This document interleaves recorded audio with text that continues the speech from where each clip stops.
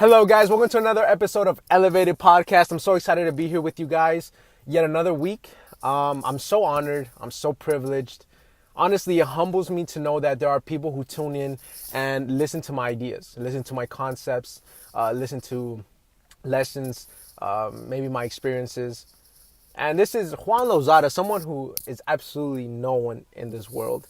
Honestly, it honors me, man, and it humbles me, and it's a privilege to speak with you guys.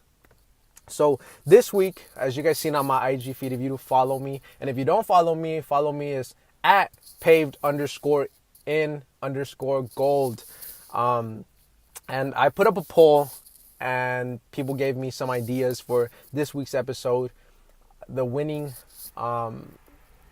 title, I guess, was one of my professors. And so I'm gonna go ahead and give him some Wingstop. I'm gonna send him some Wingstop. I don't know how we're gonna do it because he lives in California, but just know we're gonna do it. But yeah, this week's title is The Weight of Self-Control. And so not only do I talk about self-control, I also talk about talents and gifts and why self-control is needed within those talents, within your journey, within life itself. So enjoy this message, guys. I love each and every one of you guys. I pray for you guys all the time. But without further ado, let's get this episode started, guys. Now, as of lately, I've been, thinking a lot about gifts and talents. And I truly believe it unlocks something special inside of each and every one of us. It allows us to dream big dreams, hope in our future. It destroys regrets. More than that, I believe practicing or engaging on our gifts helps us find purpose and meaning in life.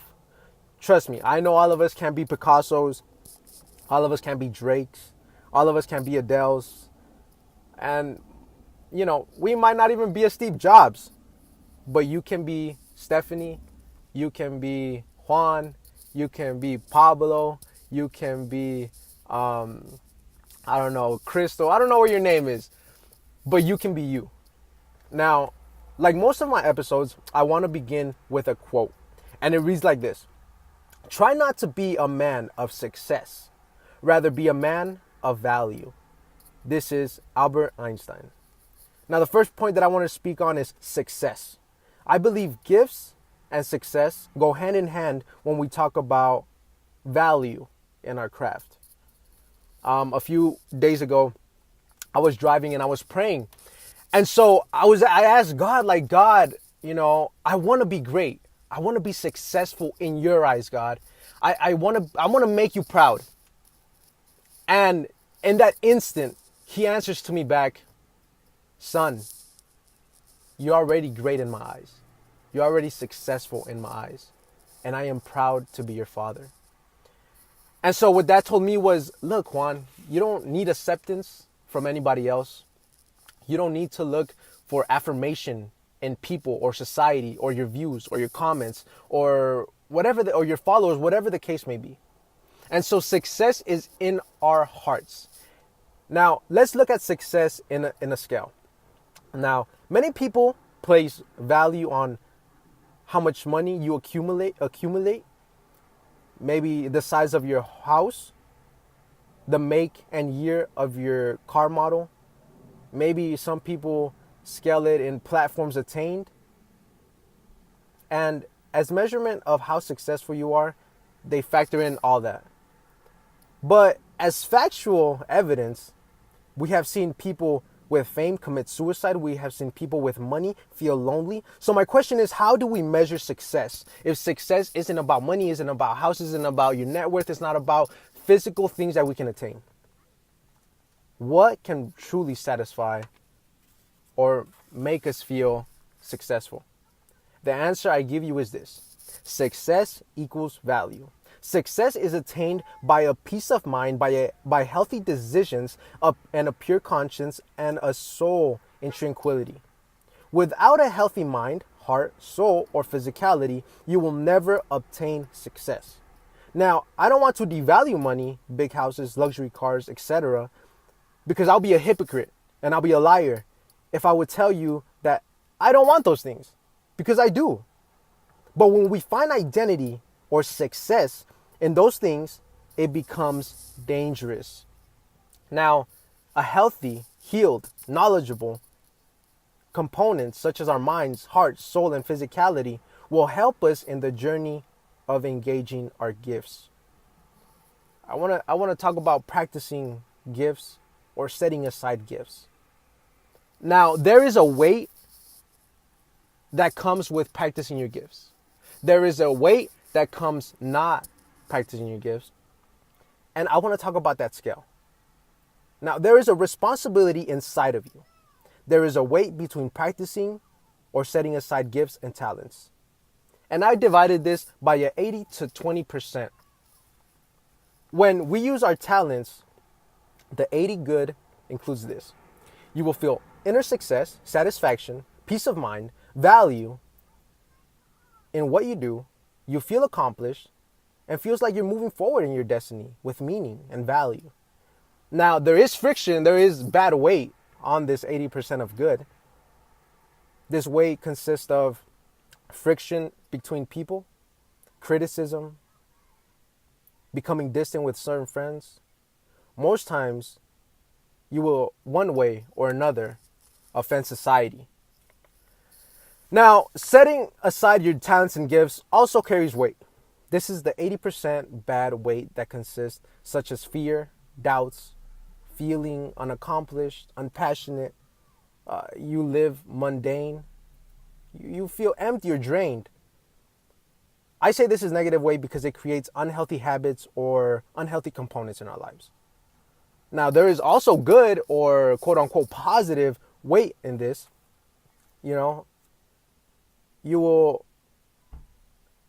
Nothing will ever be against you. No one will ever be against you if you don't stand for anything. You will have no enemies or haters. And trust me, you will have an abundant pool of friends. But which is really worth it? Which one truly, would you rather have a bunch of friends than no friends? Feeling healthy? Feeling accomplished? Or would you rather have the other way? Now, I want to finish with this. I want to finish acknowledging self-control. And it's an interesting concept because without self-control, there is no success.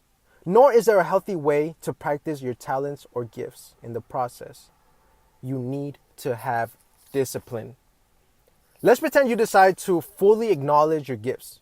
Whether you're a musician, you're an artist, maybe you're a speaker, maybe you're really good with finances, whatever your talent is or consists of, it ignites a fire inside of you, a passion.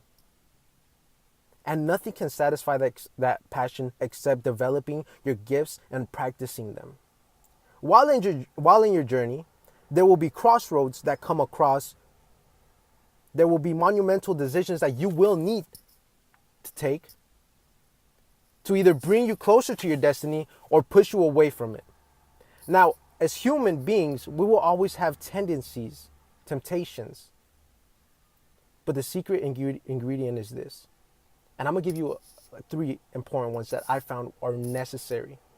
One of them is self-control. One of them is discipline. And one of them is wisdom. You cannot have healthy components without self-control. Self-control always asks this: will this decision benefit me or hurt my purpose? Another question is, will this decision affect my spouse or children? Another question is, will this decision affect my testimony for better or for worse? These questions will help you validate your decisions because there needs to be self-control. Because if not, you are and you will affect the value of your talents and gifts. I want and I honestly yearn that you guys overcome your battles. Not only personal battles, but battles within self-control, discipline, and wisdom. I believe in each and every one of you guys. That's why I do these episodes. Because I truly believe that everybody has a potential that can manifest to success. There is no doubt in my mind that you are more than a conqueror. You are more than a winner. You are more than a champion. You are more than a queen, than a king. You guys are more than what you guys see. And if you don't believe me, ask God. Thank you guys for tuning in with another episode of Elevated Podcast. This was the way of self-control.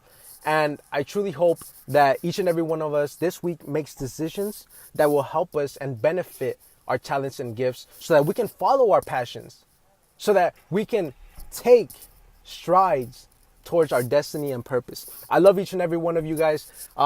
Please subscribe if you have not. Like, comment, share. Do what you got to do. I love each and every one of you guys.